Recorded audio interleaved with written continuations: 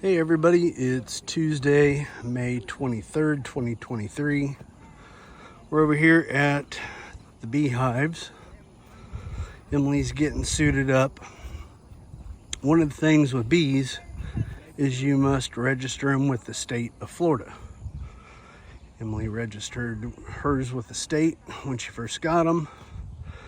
And once a year, there's somebody from the Department of Agriculture that comes out to inspect your hives to make sure they're healthy and check for diseases and note stuff. But this guy, his name's Jim. He's out here doing the inspection with Emily, and we're gonna see what we can learn. What we're doing to learn. You take it. That's the reason you have several hives. This one is my favorite hive. If you have one that's really strong, you can use it to kind of help the others. This is my favorite hive. Now, you see the beetle right there? Oh, yeah. You see where he was hiding? He's hiding in your pollen substance. You see those Ooh, larvae right there? yes, those I are do. beetle larvae. Should I get that whole yes, thing you out? need it out. Okay. Don't put those in there. Nope. After about May, between October go and the end of the year and May, Uh-huh. you can put patties in there and you're okay. I put just a little bit after in that each time- one to help them, but I didn't put a lot. Yeah, but that you see what the Yeah, I beetles, did. And Yep, these beetles, I see 'em. beetles are the cockroach of the hive. Okay. Jamie Ellis, he did his doctoral thesis on hive beetles in Africa, where they were at. And I asked him one time, Jamie, can these things carry nosema? He said, Jeff, we have found either in or on beetles everything a bee can have. So they transfer pestilence from one hive to the Ooh, next. there's a beetle right there too. I Yeah. just saw one go there. If you kill So I 'em- do have some plastic traps I just got, and You I'll need to put put 'em in some here. apple cider vinegar and. And you okay. want to put them between this first and second frame here. Okay. Slide one up here, and if you got two, Yeah, I got put one two. on the other side. Okay. You want them opposed, and you want them close to the edge. The beetles love to hide between these frames. Should I and go over these ahead frames and put them rest, on all of them and just all in of them, case? So yes. I got 6 of them. It's a good idea by April of every year to have your Okay. Some people just leave them in year round. Oh, I might. Okay. But no later than April, have them in. When the ground gets to 70 degrees, beetles can pupate. Okay. So when we get into April, they start to lay eggs. You'll see the larvae come out like that. They burrow through your comb, they kill your brood, they kill everything. Then they crawl on the ground and pupate. Okay. 30 or 40 days later, did put you're hatching some- off a mass of beetles. Every beetle can lay 1,000 eggs. gosh, So okay. they can build population quick. I And you're put going to some gain beetles from your neighbors. Diatom That's around makes a sure little bit? it Okay. helps. But if you don't kill if you kill the adult, you just stop 1,000 eggs. Yeah. You've got to kill 1,000 larvae to match that in the ground. okay. So ideally, you want to kill them before they infest the hive, not Yeah. after. This queen's pretty easy to spot too. She's my favorite. She's busy. Yeah, you see this new comb? See how they're pulling this? Yeah.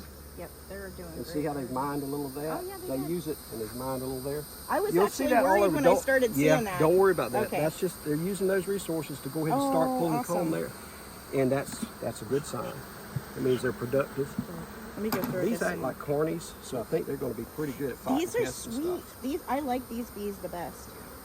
These are my. This is my favorite hive. Yeah, she's laying well. Yeah. See the nice pearly white larva? If that larva is yellow or brown looking, that can indicate you got an infection of the queen. They call it European foul brood. You can give them a dose of antibiotics or requeen it, and it cures that. These are pearly and white. They're beautiful. But if you do see that, everybody worries about American foul brood. The way the foul broods work, European is a bacteria carried by the queen. When she drops her egg, it's already infected. It'll turn yellow and brown before they cap it. American foul brood is a spore that's fed to the larva as it's developing by the workers. It will get capped, and then as it gets to the pupal stage, at that point it's had enough time to germinate inside that larva, and it kills it and it rots it. And you'll see the cells turn very black on top, and they'll sink in, and there'll be a little pinhole in them. I don't see any of that here, and we don't see a lot of foul brood anymore. It's still out there. We still find some on and off, and it's still in the population.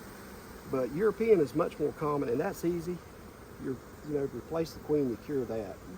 But that's beautiful. She's laying well. Yeah. This is I feel like the best looking hive of them. See how many bees are in this one? Do you have about 5 frames in this one Yes. also? Yeah. So these I got fresh 5 nukes basically, and this one always looked weaker. These 2 always Yeah. look stronger. These girls have got a lot of work. I'd like to give that one a little more, but honestly, these girls really can't spare it just Yeah. yet. Okay. See how she's got that laid? See all that Yeah. nice bright pearly larva in there? See, she's laying that really well. She's building your population, but at this point in time, the flow is going to be going for another week or 2, then it's going to taper off. And at this point, this hive really needs to build everything they can build. Yeah, and unfortunately the other one looked the same, but I took a From frame some from of that. I took See a what the frame larva from and that stuff in one. there is to nice this and one. pearly. That's what you want, that pearlescent white. That's a good indication. It's very healthy. Most of these bees, the adult bees, if they have short, stumpy abdomens, that can indicate you've got some mite issues. The abdomens on these, you see that all of them are longer than the wings. Some of them are a great deal longer. As they get older and forage out more and more, that abdomen will stretch. It's kind of like my stomach stretches as you put more in it. Here's a young bee. See that bee right there? Oh, See how downy and white it is? And its abdomen's only about as long as the wing. Now they'll darken up. That one's freshly hatched, probably this morning, right here, right above my thumb there. That's cute. But you see the other bees, their abdomens are a little bit longer than the wing, and you see some of them, they're great big abdomens. I call them tankers, because they're bringing some serious nectar back to the hive. Oh, I call the big bee pollen legs when they come in. This hive really, I see them really come in with the nectar. There. This whole entire colony came here, and I scooped them up, including the queen, into the nuke box, and then back into their box, and then gave them that 2 weeks. Yeah. Now, these feeders you've got right here, Yeah. I hate them. Okay. They Being on the entrance like this, they're going to attract everything. They're going to attract yellow jackets. In the fall, it's really horrible. And in the summer, they're on pretty good flow right now and probably will be. And over here, there's a lot of Spanish needle, things like that to get to the summer that some places they don't have. So they generally make a little honey all summer here. You may have to feed a little.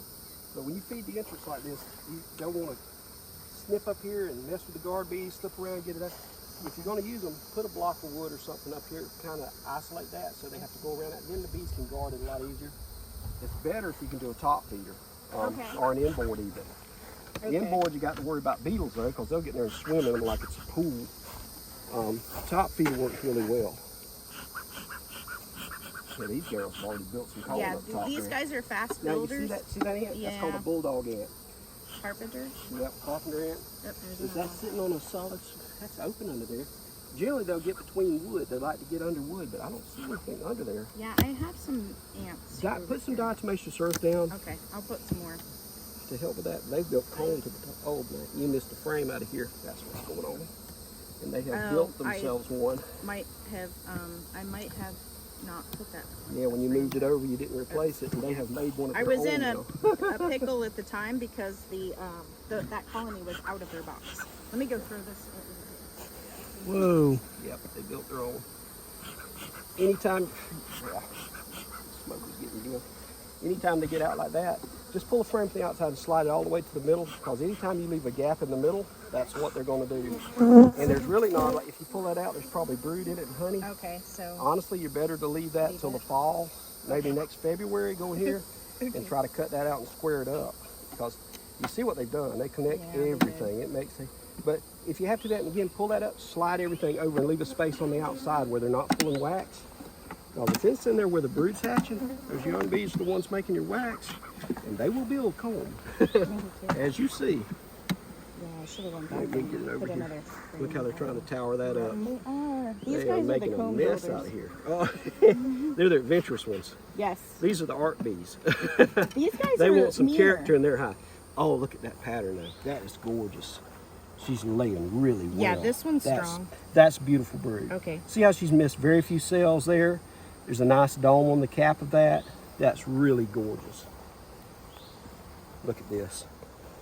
Look how pretty that is there. Now they've hatched in the middle, but she'll lay that back. But see how that's very few cells missed? Very good looking stuff there. And they have pulled this nice and fat and filled it up with honey. I'd wait till about February next year to clean this up, because they've made a mess for you. But now, one thing we can do to try to kind of help with this, I can shift it to the outside and turn it around so that the bees will get off of it basically. And then the next time you go in, you can pull it out and cut the wax off it. Just put a good frame up here beside it. Hopefully they'll use it for a pattern instead of trying that again. But, yeah, I got in a hurry a little bit because I was trying to save that guy. yeah. That queen was over here on this hive. If that happens again and you got a new one like this, just shift it over and put your cluster together of the established frames and leave your space over here on the outside, because they're not going to be over there pulling. And we'll just ease this back in because it's full of honey. So, yeah, this is the prettiest girl you got right here. But They're that's doing the it. one that one frame came for, extra frame came. Jumping way ahead, the bee inspection went great today. The guy was, I think I called him Jim. Emily said his name was Jeff or Jeffrey. So if I misspoke, sorry. But either way, the guy was great. He spent probably a good hour, hour and a half with us, explained a bunch of stuff about the bees. It's kind of funny. But also gave us some recommendations on things to treat some of the pests, the ants, the beetles, things like that, that will just eventually occur in the hives. So great wealth of knowledge.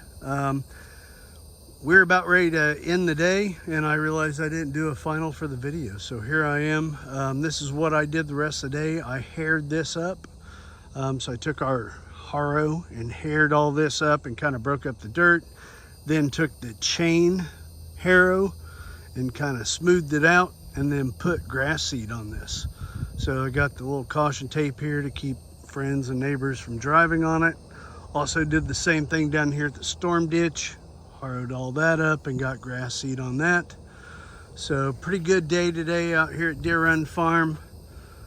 One of the things you guys may not have seen in the past, obviously I still need to get grass seed here, but that's another story.